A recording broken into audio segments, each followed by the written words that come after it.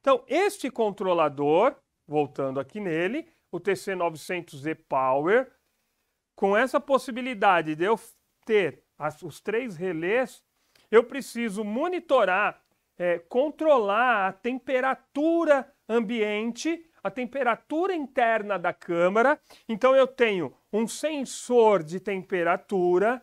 Esse sensor de temperatura, ele é o sensor 1, o S1, ele controla a temperatura do ambiente, que é a temperatura de set point, é a temperatura que eu vou colocar no controlador, lá na função F26 do controlador, eu vou colocar o valor de temperatura a qual eu quero que a câmera atinge, ela chegue nessa condição para poder com que esse relé abra e desligue a carga.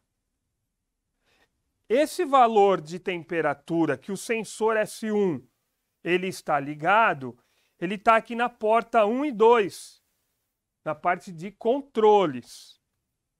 Então, o sensor de temperatura, esse sensor aqui, na porta 1 e 2, ele vai ser ligado como sensor S1, ambiente. E a porta 3 e 4, no controlador, esta porta aqui, eu vou conectar o segundo sensor, que é o sensor S2, o S2, ele vai ficar no evaporador fixado a ele, preso no evaporador, na parte metálica, próximo à serpentina, recebendo ali, ou medindo a temperatura do fluido refrigerante passando pela serpentina. Porque o interesse que eu tenho é de fazer com que o evaporador ele seja controlado em função das condições de operação, onde eu controlo resistência de degelo, motos ventiladores, com o sensor S2. Esse sensor S2 fixa ele com uma braçadeira metálica e isola ele em relação ao ambiente da câmara. Então, essa isolação do sensor vai permitir com que a temperatura medida pelo S2 será somente do ponto que eu quero coletar de informação de temperatura para um melhor controle. Esses sensores de temperatura é NTC.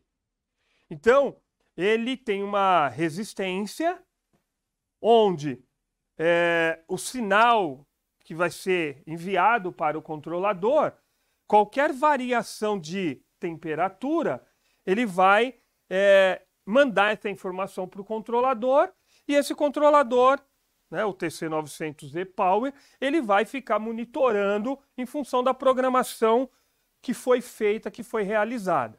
Tá ok?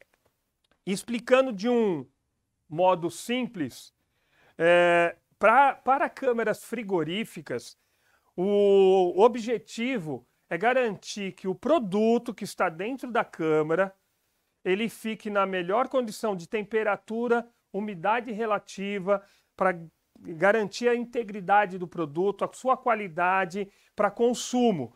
Então, nós temos algumas particularidades na instalação que o controlador, pela lógica programada, pela lógica de comando que eu vou registrar, vou inserir no controlador, vou manter a refrigeração ligada e a ventilação circulando dentro da câmara simultaneamente em função da temperatura ambiente, tá? Em função da temperatura que o evaporador está.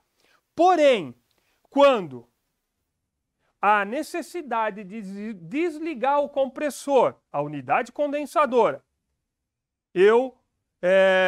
porque já atingiu a temperatura da câmara, a lógica é para a refrigeração, mas continua promovendo a circulação do ar dentro da câmara.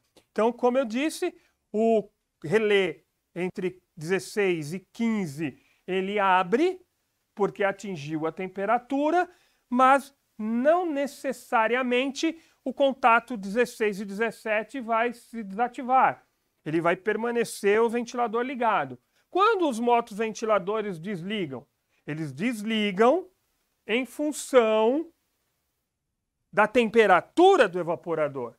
Se o evaporador subir muito a temperatura, acima da faixa que eu ajustei, no parâmetro específico para temperatura máxima de ventilador ligado, esse parâmetro atingindo o valor pode vir a desligar os motoventiladores. Mas o importante é garantir ventilação, temperatura adequada dentro da câmara.